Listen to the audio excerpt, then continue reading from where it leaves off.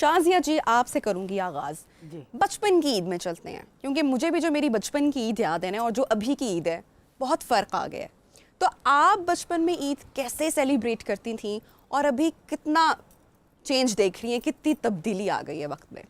Obviously अब हम चूँकि काम करते हैं तो पहले मैं तो बड़ी ईद पे भी ईद ले लेती थी। अच्छा। क्योंकि मुझे ये पता था ईद लेनी है। हाँ। कराची में तो नहीं रहती थी आप?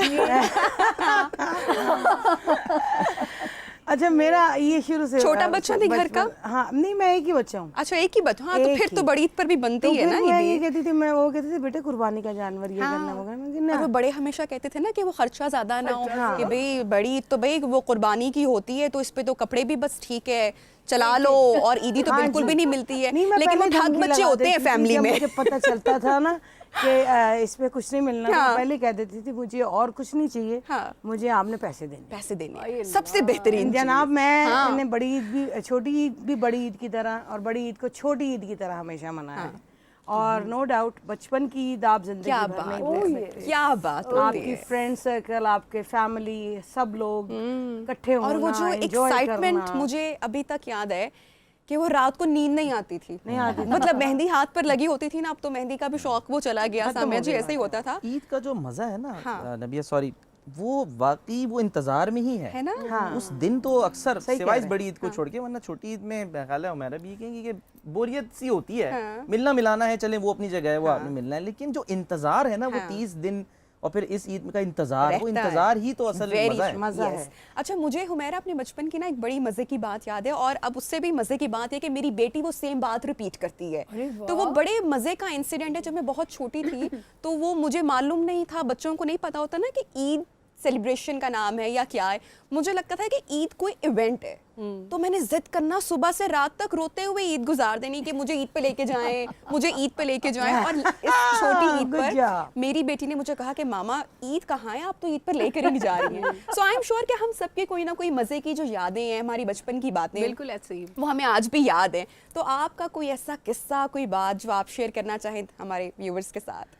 मेरे तो बहुत, मैं शरारती होती थी और मेरी तो बहुत ही, सबकी आई एम श्योर के बहुत ही मज़े मज़े की ईद होती होगी। बचपन की तो बहुत ही है, लेकिन मेरा कुछ ये था कि बचपन से बड़े भी हो गए तो शरारतें जो हैं वो ख़त्म नहीं हुई ना।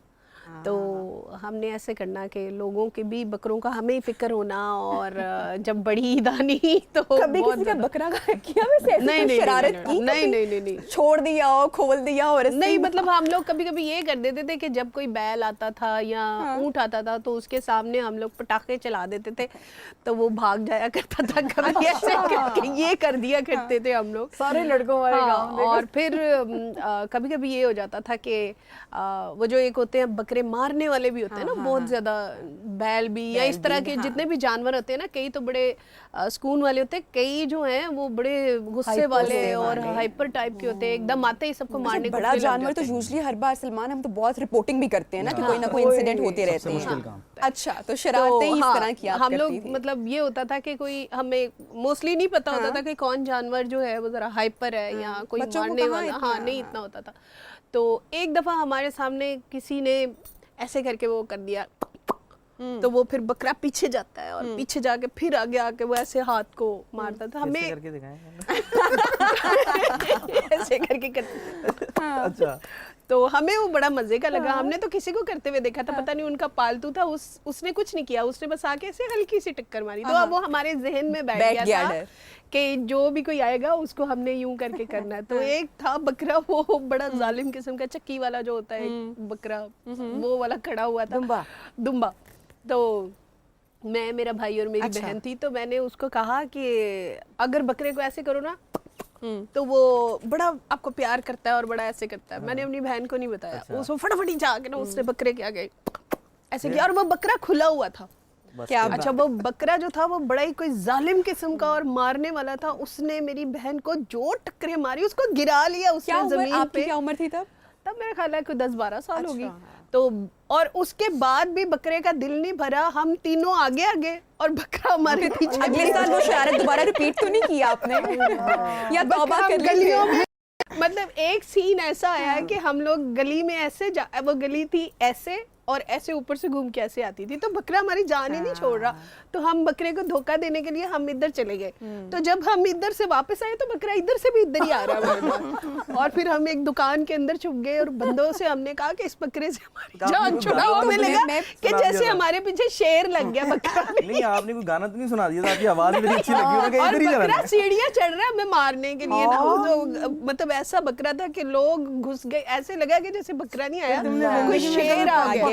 क्या ना तो आज भी हमें सोच के हंसी भी आती है कि हम इधर से आ रहे हैं और बकरा भी धोखा देने के लिए इधर से आ रहा है। बिल्कुल। साम्या जी, बचपन में मुझे याद है मेहंदी लगाने का जानवर को बड़ा शौक होता था।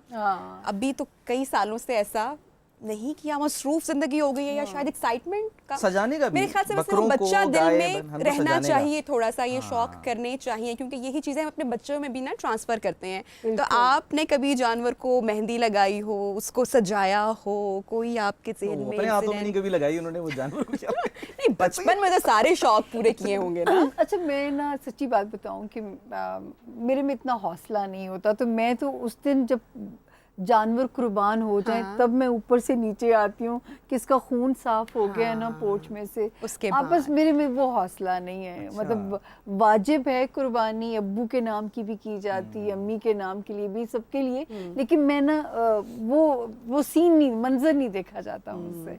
तो मैंने कभी जानवर को, सच्ची बात है, यूँ प्यार श्यार भी नहीं किया। पक तो मैं बिल्कुल नहीं। अच्छा, इससे मुझे एक बात याद आई, अपनी बेटी को ना मेहरमा को बता रहा था, वो पूछने लगी मुझसे ऐसी कि बाबा हम कौन से जो एनिमल है वो खाते हैं और कौन से नहीं खाते ना। अब जाहिर है बच्चा उसके जहन में आता है। मैंने कहा बेटा मुझे समझ नहीं आया। मैंने कहा बेटा जो खुद कह रहे होते हैं ना हमें खा लो, वो कहती है वो कैसे। मैंने कहा देखो मुर्गी के पास जाओ, वो कहती है पक पक पक पका पका पका, यदि वो खुद कह रही है पका मुझे।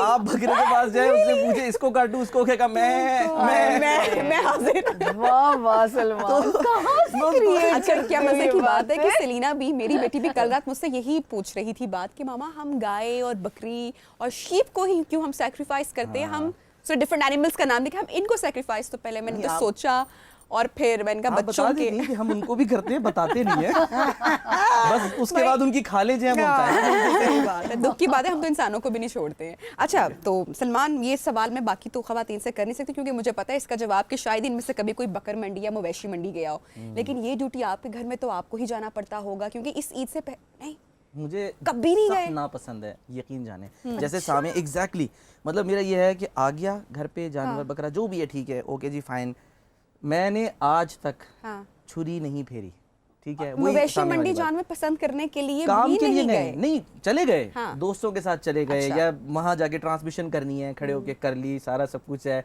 बस वो पक पक नहीं करनी है। लेकिन क्योंकि एक दो दफा ना बचपन में इसी तरह जैसे कह रही ना एक इंसिडेंट हुए हैं, वो डर बैठ जाता है कि यार ये तो अजीब बकरा है, मतलब ये तो कोई कुछ ज्यादा ही मतलब रोमांटिक है, या क्या मसला है इसके साथ, रोमांटिक है या पड़ गया वाइल्ड है, क्या है। हाँ मतलब वो पीछे ही पड़ गया। क्या होगा, वो बकरी होगी।